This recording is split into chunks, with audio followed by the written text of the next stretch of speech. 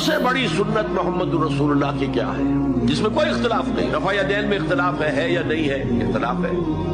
بہت سی اور سنتوں میں اختلاف ہے، ایک سنت وہ ہے جس میں کوئی اختلاف نہیں ہو، جو ساری عمر آپ نے کام کیا، اللہ کے دین کی دعوت اور اللہ کے دین کو قائم کرنے کی جد و جہد۔ اس میں آپ کو پاگل بھی کہا گیا، مجنون بھی کہا گیا، آپ پر پتھراؤ بھی ہوا، 3 سال تک شیب بنی ہاشم کے اندر آپ نظر بند رہے، پھر آپ کو معلوم ہے آپ مجروح ہوئے ہیں، آپ کے دندان مبارک شہید ہوئے ہیں۔ تو اس اعتبار سے یہ ہے ما انا علیہ واصحابی۔